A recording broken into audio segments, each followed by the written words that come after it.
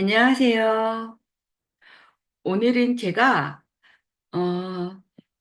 제 책, 나를 바꾸기 어려운 이유, 나를 찾는 방법. 제가 요 며칠 좀 고민을 많이 했습니다. 유튜브의 내용을 좀 어떻게 잘 올릴까, 어, 그래서 고민을 좀 하다가 살짝 바꿔보기로 했어요. 그래서 어떻게 내용을 음, 이게 작년에 제가 쓴 책입니다. 시중에는 안 나와 있어요. 제가 사는 시에 응모를 해서 지원을 받아서 출판한 책이라, 어, 저만 가지고 있는 책이에요. 그래서 여기에 있는 내용으로 여러분들에게, 그냥 읽어주기도 하고, 또 제가 내용에 대한 보충 설명도 드리면서 한번 그렇게 유튜브 내용을 채워볼까, 생각을 하고 있습니다. 우선은 제가 이 책을 낸 계기가 있어요. 제가 의도해서 낸 건 아니고요. 어, 제가 낸 책을 어느 정도 읽다 보니 그 책을 나누고 싶다.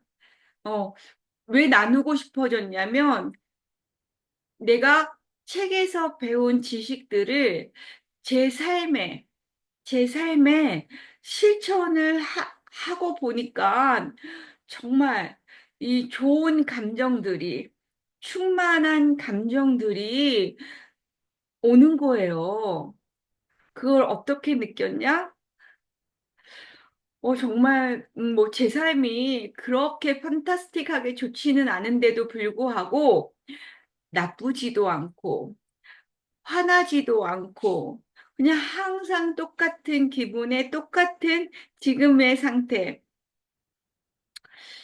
근데 그것도요, 제가 책을 읽다 보면 정말 어느 정도 자기 삶에 만족감이 오면 이런 상태가 된다고 하는데, 사실 정말 죄송하게도 제가 그런 것들을 느꼈어요.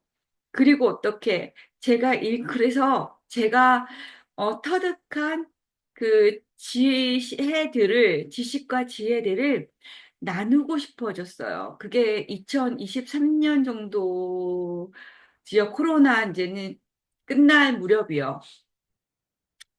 그러면서 제가 무료 강의를 해요. 무료 강의를, 어떤 강의를 하냐면, 어른답게 말하기, 나를 찾는 방법. 이거에 대해서 했는데, 거기에 오신 분이, 거기에 오신 분이, 제 수업을 뭐 조금 몇 번 들으셨거든요. 그러면서 많지는 않았어요. 참가한 분들이 두 명이었는데, 예, 조금 내용이 추상적이죠. 나를 찾는 방법. 그쵸? 내가 나를 어떻게 찾아? 이럴 수도 있고, 또 어떤 분들의 반응은 바쁜데 왜 이런 쓸데없는 일을 하세요라고 문자로 보내시는 분도 있었어요. 그렇게 어쨌든 두 분을 모시고 제가 강의를 했는데, 나 지금은 안 해요. 왜냐하면은 많은 분들이 이게 제가 올려도 반응이 없어서 그래서 유튜브를 하고 있는 거예요. 거기 계신 한 분이 선생님, 그러시면 한번 책을 내보세요. 이렇게 말씀을 하시더라고요. 책을 내면 그 책이 선생님이니까 그 책으로 홍보를 하면 되지 않겠냐고 이렇게 말씀을 하시는데 그게 2024년 3년도 가을이었나 그랬던 것 같아요. 근데 그때 제가 그 말을 듣고 절대로 내가 책을 쓰는 건 불가능하다고 생각했어요.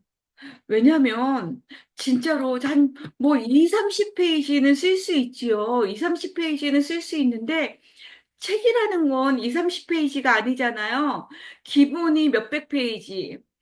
제가 생각해도 몇십 쪽은 쓸 수 있겠지만 몇백 장을 쓰는 거 절대 불가능하다고 생각했어요. 그런데 제가 너무너무 강의는 하고 싶은데, 제가 제 이름을 대면 누가 제 강의에 반응을 한다, 안 한다? 안 하지요. 저를 어떻게 알고 반응을 하겠어요. 그치요? 그것도 맞는 말이에요.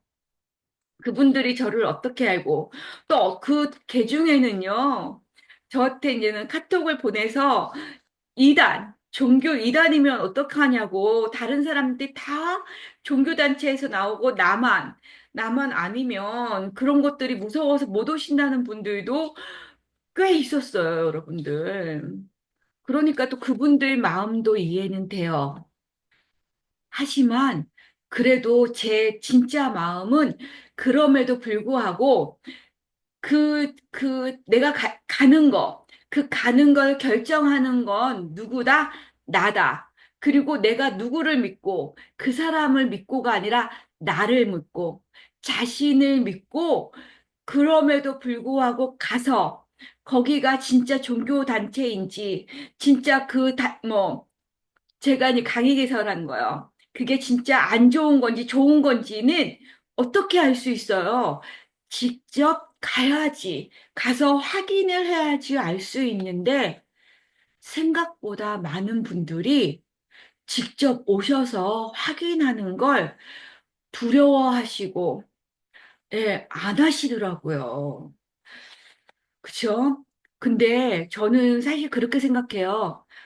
진짜 좋은 보석, 길가에 나등구는 돌멩이도 진짜 나한테 도움이 되는 돌멩이인지 아닌지는 내가 직접 가서 보고 확인을 해서 나랑 맞춰보고 해야지 알 수 있는 거지. 다른 사람이 해줄 수 있다 없다? 없는 거예요, 여러분들. 그럼에도 불구하고 많은 분들이 반응이 없었어요.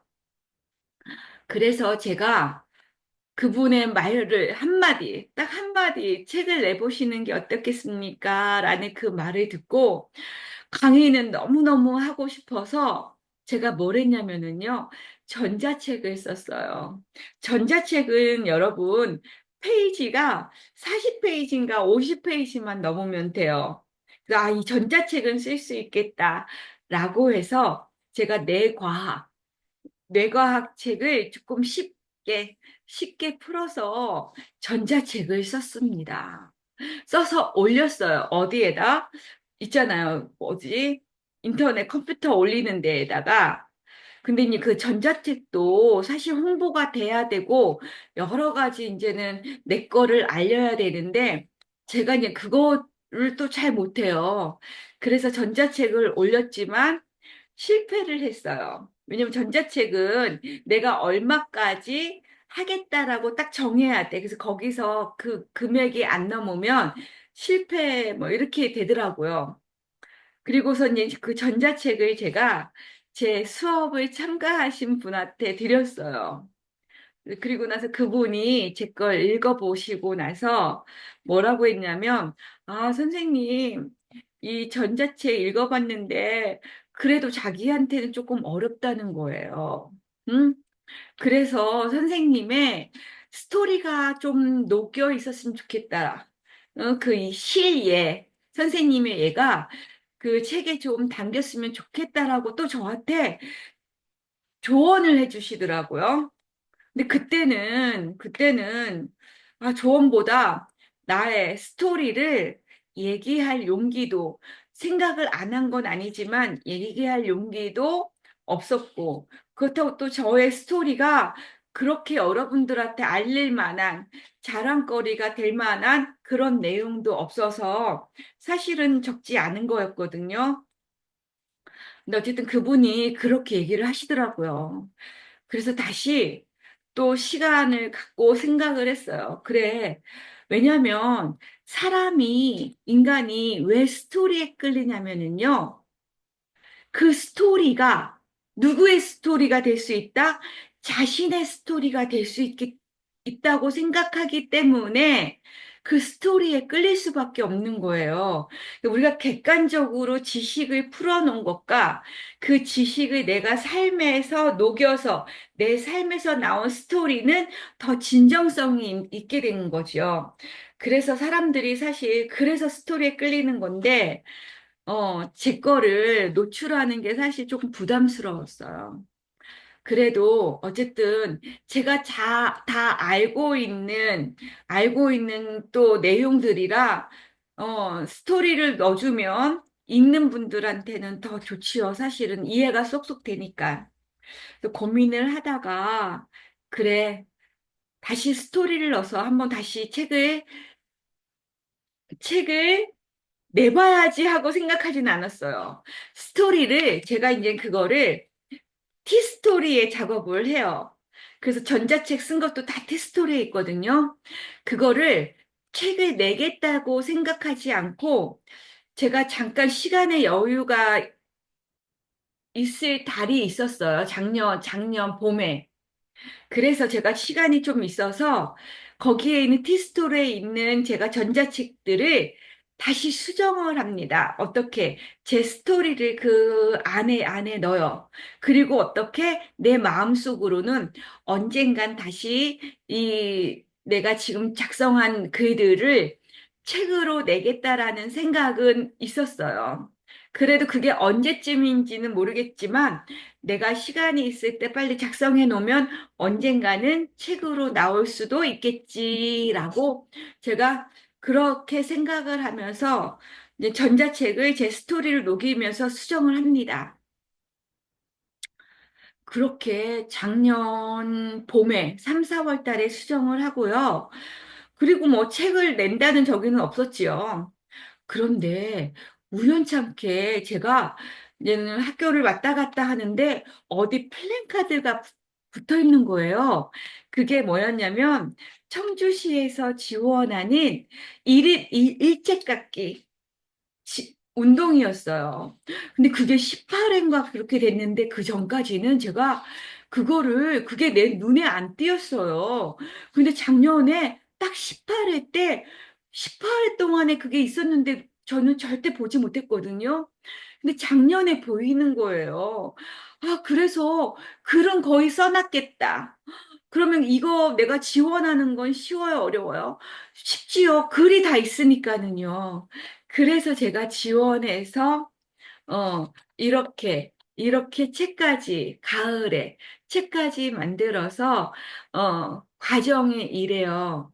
그래서 지금은 이거는 공식적으로 출판사에서 출판은 되지 않았지만, 제 지금 사실 기대는 조금 수정을 해서 출판을 하는 게 사실 제 목표이기도 합니다.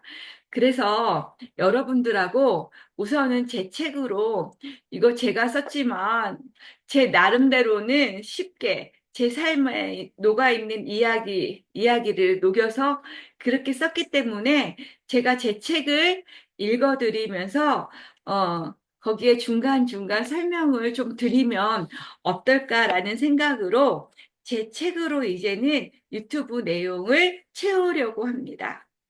여러분들, 오늘은 간단하게 제가 서문에 쓴 나를 찾는 시간이에요. 나를 찾는 시간. 서문에 쓴 내용을 잠깐 읽어드리고 간략하게 설명하고 끝내는 걸로 하겠습니다. 음, 잠시만요. 네. 서문. 눈치 보지 말고 나답게 살기로 했다. 사람들이 나를 어떻게 생각할지 더 이상 걱정하지 않는다. 우리는 모두 각자의 환경과 조건에서 알게 된 지식과 경험의 수준만큼 나도 그들도 각자의 삶을 살아갈 뿐이다.